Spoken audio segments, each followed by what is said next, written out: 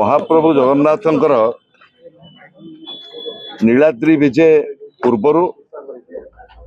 जो अपूर्व परंपरा रही महाप्रभु जगन्नाथ जाऊे पहंडी रे माँ लक्ष्मी को चाहूवे एवं चाहाणी मंडप रे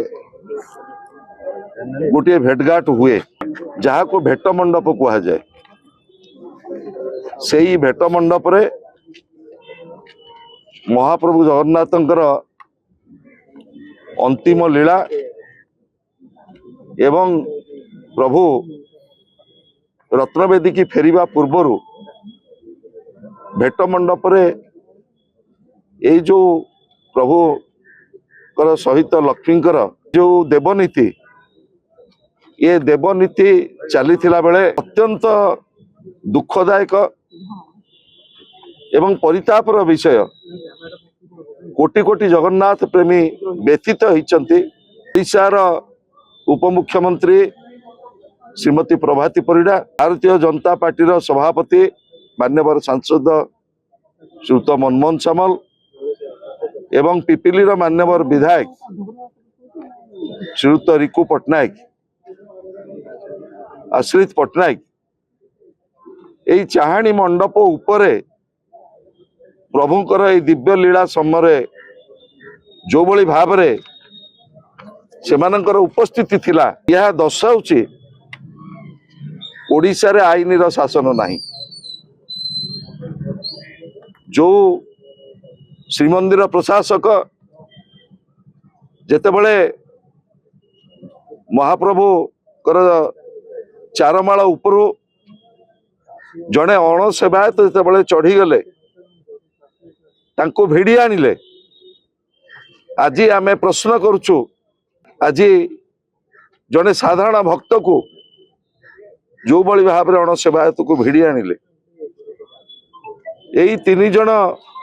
ओडिशा सरकार एवं शासन व्यवस्था रे तिबा नेतृत्व को प्रति सरकारंकर श्रीमंदिर प्रशासन आभिमुख्य कौन आज ये घटना घटिला परे गणमाध्यम एक कथा आसिला परे एवं सारा विश्व जगन्नाथ प्रेमी जितेबाला क्रोधित हेले आज पुरी जिला विजु जनता दल सभापति उमाकांत सामंतराय पूर्वतन विधायक एवं आमर काकटपुर मान्यवर विधायक श्रीयुत तुषारकांति बेहरा एवं आमर जिला परिषदर सभापति प्रतिनिधि विद्याधर स्वाई आमर ब्लॉक अध्यक्ष पुरी सदर ब्लॉक अध्यक्ष दिवाकर पात्र पुरी जिला परिषदर उपसभापति स्वाधीन नायक एवं साक्षी गोपाल ब्लॉक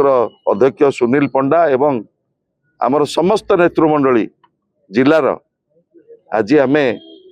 उमाकांत सामंतराय नेतृत्व रे आज यही जो नेतृत्व मान विरुद्ध रे एटी देइचु दाबी पत्र देइचु एवं आशा करुचु आईनगत भाव रे जहा पदक्षेप नबा कथा सरकार दृष्टांतमूलक पदक्षेप नियंतु एवं साधारण रे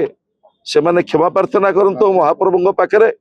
एवं कोटि कोटि जगन्नाथ प्रेमी पाखरे क्षमा प्रार्थना करंतु।